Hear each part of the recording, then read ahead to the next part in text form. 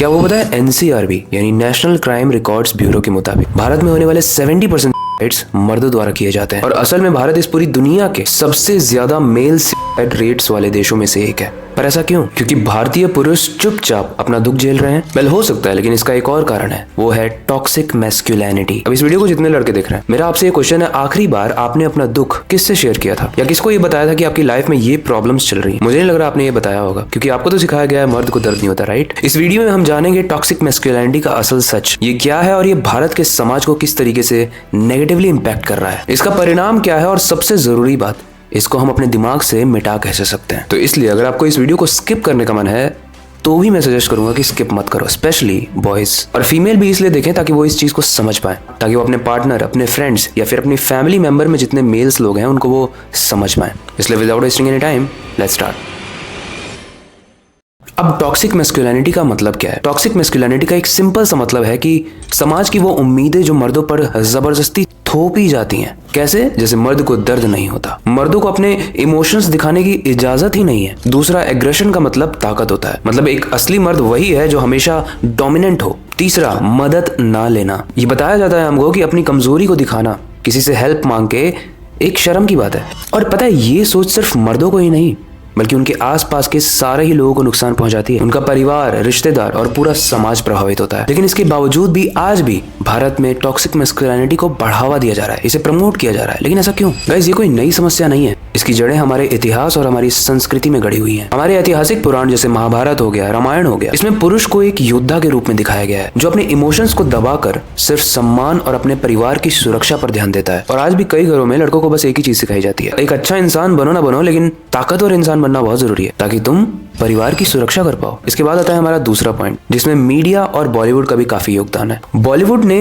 लड़कों के बीच में एक माचो हीरो वाली इमेज बना दी है, मतलब अगर लड़के हो तो माचो मैन बन के रहना पड़ेगा। अब ये कैसे होते हैं? जैसे हमेशा गुस्से में रहोगे, हर समस्या का हल पिटाई से निकालोगे। इसमें मैं आपको सैकड़ों मूवीज की एग्जांपल दे सकता हूँ, चाहे वो कबीर सिंह हो, जिसमें कूट कूट कर टॉक्सिक मैस्कुलिनिटी भरी हुई थी। और उस मूवी के निर्माता ने तो ये भी कहा था कि प्यार में जब तक मारपीट ना हो तब तक वो क्या प्यार। अब सोचो, वो बच्चे जिन्होंने वो मूवी देखी होगी वो तो यही समझ रहे होंगे कि भाई इतना बड़ा, इतना रईस इंसान जब ऐसी मूवी बना रहा है तो ये जस्टिफाइड होगा, वैलिड पॉइंट होगा, मैं भी मारता हूँ अपने पार्टनर को। या फिर रिसेंट में आई हुई एनिमल मूवी, उसमें क्या हुआ वो तो हम सभी जानते हैं। और कहीं ना कहीं सोशल मीडिया भी इसमें बहुत ज्यादा योगदान देता है। ऐसे लड़के जो सॉफ्ट या सेंसिटिव या कोई इमोशनल बातें लेकर आते हैं सोशल मीडिया पे, उनका मजाक उड़ाया जाता है। मैंने एक न्यूज भी पढ़ी थी जिसमें एक लड़का था, थोड़ा इसी टाइप का सॉफ्ट था, उसके कमेंट सेक्शन में इतनी गंदी गंदी बातें की गई कि एट द एंड डिप्रेशन में आके उसने मृत्यु को अपना लिया। तीसरा है सामाजिक उम्मीदें और परिवार का दबाव। भारत में कई सारे ऐसे मेल्स हैं जो इकलौते कमाने वाले होते हैं, जिनकी पूरे परिवार की जिम्मेदारी उन पर होती है। और अगर कोई इस रोल को पूरा नहीं कर पाता है तो उसे कमजोर या नकारा कहा जाता है। और उसकी लाइफ में बहुत बड़ी प्रॉब्लम चल रही है जिसकी वजह से वो कमा नहीं पा रहा है, इमोशनली डैमेज्ड है, तो भी वो इस चीज को शेयर करने के लिए अलाउड नहीं है। वो घुट घुट कर जो करना है करे, बट वो कमाए। और मेल्स की मेंटल हेल्थ, अगर कोई भी प्रॉब्लम से वो जूझ रहा है बंदा, साइकेट्रिक हेल्प उसको चाहिए, लेकिन उसको बस एक ही चीज कही जाएगी, तू मर्द है भाई, एडजस्ट कर ले। और फोर्थ पॉइंट सबसे अंडररेटेड पॉइंट है, यानी पीयर प्रेशर। और इसमें स्कूल की शिक्षा का भी योगदान है। एक लड़का जो 10 साल का है, 15 साल का है, उसको छोटी उम्र से ही सिखाया जाता है कि लड़कियों की तरह मत रो। मतलब रोना जो एट्रीब्यूट है वो सिर्फ लड़कियों का हो सकता है। अगर ये तुम कर रहे हो तो तुम कहीं ना कहीं सॉफ्ट, सेंसिटिव या लड़की टाइप के हो, तुम एक असली मर्द नहीं हो। और इसी वजह से जब वो छोटा सा लड़का बड़ा होने लगता है तो अपने सारे इमोशंस को दबाने लगता है और इस चीज को मान लेता है कि अगर उसने अपने इमोशंस को दिखाए दोस्तों के बीच में, फ्रेंड्स के बीच में, फैमिली के बीच में, तो समाज उसे एक्सेप्ट ही नहीं करेगा, क्योंकि वो तो एक कमजोर मर्द बन चुका है। गाइस, आपको पता है टॉक्सिक मैस्कुलिनिटी मैंने आपको समझा दी, लेकिन इसका हमारे भारत देश पर बहुत गहरा असर पड़ता आ रहा है सदियों से।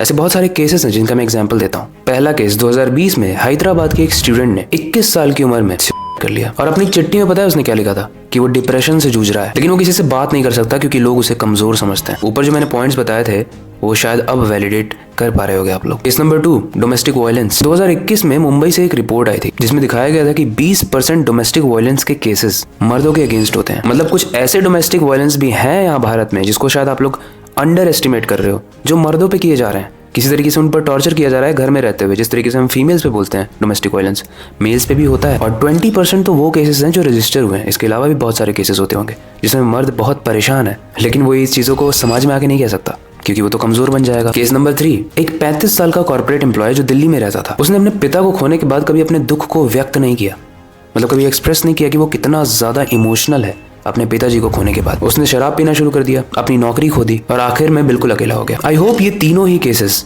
आपको टॉक्सिक मैस्कुलिनिटी के हर एक कोने को अच्छे से एक्सप्लेन कर रहे होंगे और क्यों वो हमारे समाज को दीमक की तरह खा रहा है, ये भी आप समझ रहे होंगे। ओके, हमने टॉक्सिक मैस्कुलिनिटी समझ ली, उसके लाइव केसेस समझ लिए, लेकिन अब बात करते हैं कि इसको रोका कैसे जा सकता है। गाइस, ताकत का मतलब सिर्फ इमोशंस को दबाना नहीं होता है, बल्कि उसे खुलकर एक्सप्रेस करना भी होता है। अगर आपको रोने का मन कर रहा है तो रो, चिल्लाने का मन कर रहा है चिल्लाओ, लेकिन अपने अंदर कुछ दबा कर मत रखो। असली मर्दानगी सिर्फ डोमिनेट करने में या मारपीट करने में नहीं होती है, बल्कि दया में, संवेदनशीलता में और इमोशनल इंटेलिजेंस में होती है। और हमें ये चीज़ भी माननी पड़ेगी कि स्कूल्स और कॉलेजेस, इवन पेरेंट्स को भी अपने बच्चों से ये खुल के बात करनी पड़ेगी कि भाई इट्स ओके टू क्राई। अगर तुम्हें रोने का मन है तो तुम रो सकते हो, अगर तुम्हें अपने मेंटल हेल्थ की बात करनी है तो तुम कर सकते हो, इसमें कोई शेम की बात नहीं है। और जो लोग ये जेंडर इक्वालिटी के नाम पे अनरियलिस्टिक एक्सपेक्टेशन लेकर चलते हैं और फेक फेमिनिज्म को फैलाते हैं, उन लोगों को मैं बस एक ही चीज़ कहूँगा कि फेमिनिज्म का मतलब होता है इक्वालिटी, अनइक्वालिटी नहीं। किसी को सुपीरियर नहीं बनाना है, दोनों ही जेंडर्स को इक्वल बनाना है। तो मेल्स को एज ए एनिमी देखना बंद करो आप लोग। इसके अलावा कहीं ना कहीं बॉलीवुड का भी योगदान बहुत जरूरी है। जिस तरीके से उसने बिगाड़ा है उसको सुधारना पड़ेगा। मेल्स को टॉक्सिक दिखाने के बजाय उनको एक नॉर्मल इंसान दिखाना पड़ेगा। और लोगों को भी एक्सेप्ट करने की जरूरत है कि मेल्स ऐसे हो सकते हैं, ऐसे समाज का पार्ट हो सकते हैं और ऐसे मेल्स भी हीरो हो सकते हैं। ओके गाइस, हमने बहुत सारी बातें कर ली। हमने टॉक्सिक मैस्कुलिनिटी को समझ लिया, उसके केसेस समझ लिए, उसको कैसे रोक सकते हैं वो समझ लिया।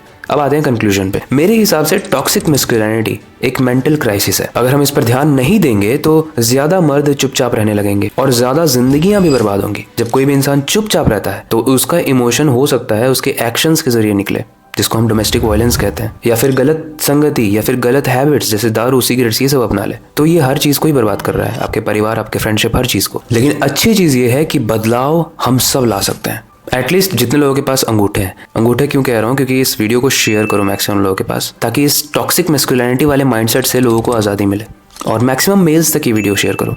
काफ़ी लोग तो वैसे इस चीज़ के अगेंस्ट होंगे जो एकदम ऑर्थोडॉक्स टाइप के हैं, लेकिन वो लोग जो लोग बदलाव लाना चाहते हैं वो सच में ला सकते हैं इस वीडियो को शेयर करके। क्योंकि मर्द रहने का मतलब सिर्फ यही नहीं होता है कि आप चुपचाप दुख को झेलते रहो और उस दुख को इतना बढ़ने दो कि या तो उसके गंदे रिपरकशंस हो जाएं, जिससे आपके आसपास के लोग बर्बाद हो जाएं या आप खुद बर्बाद हो जाओ। आई होप आपको ये वीडियो अच्छी लगी होगी और टॉक्सिक मैस्कुलिनिटी को समझने में हेल्प मिली होगी। बाकी अगर आपको ये वीडियो अच्छी लगी है तो ऐसी ही और वीडियोस हमारे सीखो ऐप पर हैं, आप उसे जाकर डाउनलोड जरूर करना, क्योंकि वहां पर आपको बहुत सारी इन्फॉर्मेटिव वीडियोस मिलेंगी और बहुत सारी एजुकेशनल वीडियोस मिलेंगी, जिससे आप काफी स्मार्ट बन सकते हो। इसके अलावा इस वीडियो पर आपके जो भी थॉट्स हैं उसे आप कमेंट सेक्शन में एक्सप्रेस कर सकते हो। और मैं इस चीज को जानने में बहुत इंटरेस्टेड हूँ कि आपका टॉक्सिक मैस्कुलिनिटी को लेकर क्या थॉट प्रोसेस है और क्या उसे इंडिया से जाने देना चाहिए या फिर जैसा चल रहा है वैसा ही चलने देना चाहिए। कमेंट सेक्शन में जरूर बताना। और हाँ, नेक्स्ट टॉपिक का सजेशन भी दे देना पिन कमेंट में। बाकी वक्त आ चुका है इस वीडियो को एंड करने का और नई वीडियो पर काम शुरू करने का। लेकिन जाने से पहले मैं बस एक ही चीज़ कहना चाहूँगा, अपनी क्यूरियोसिटी को डाय मत होने देना, नई चीज़ें सीखते रहना।